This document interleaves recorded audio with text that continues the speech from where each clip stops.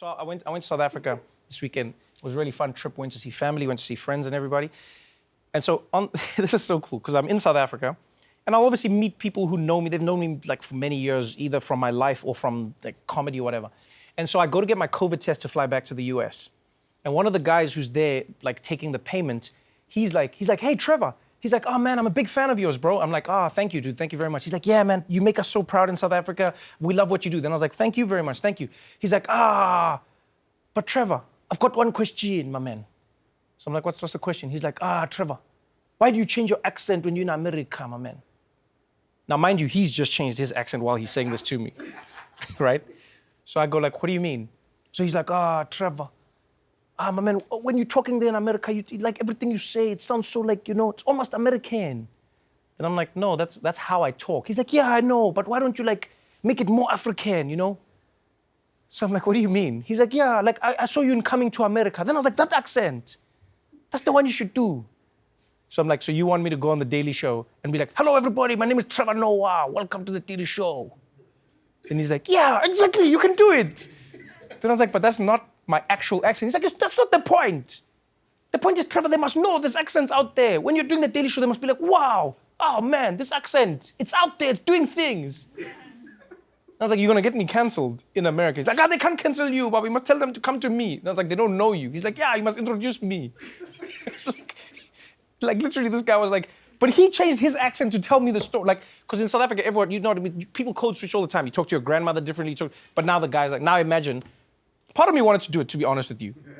Because I mean, I don't know what people would say if I just came here and then I was just like, welcome to The Daily Show. I'm Trevor Noah.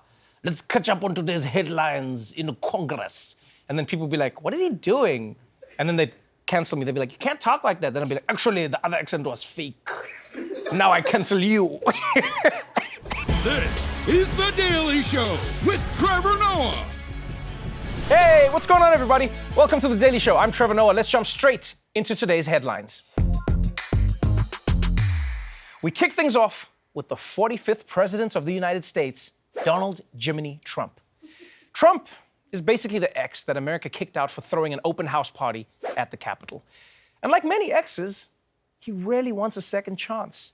But instead of promising to do better next time, he's threatening to do even worse.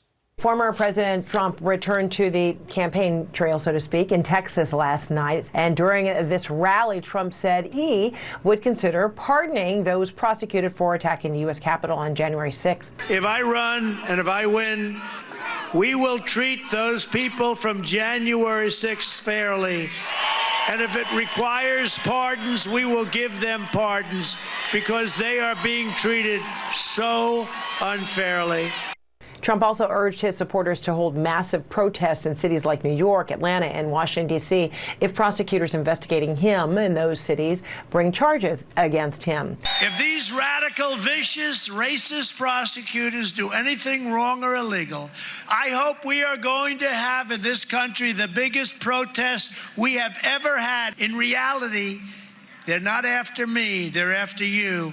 And I just happen to be the person that's in the way. Yo. Oh, man, Donald Trump is the greatest con man of all time.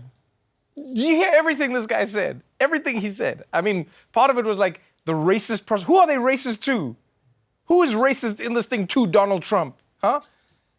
And if you think about it, like, it's really smart what he's saying because he could have pardoned all of his people when January 6th happened. You realize that, right? He was the president, but he didn't pardon them. He let them get prosecuted, and now they're all going to jail. He let this happen.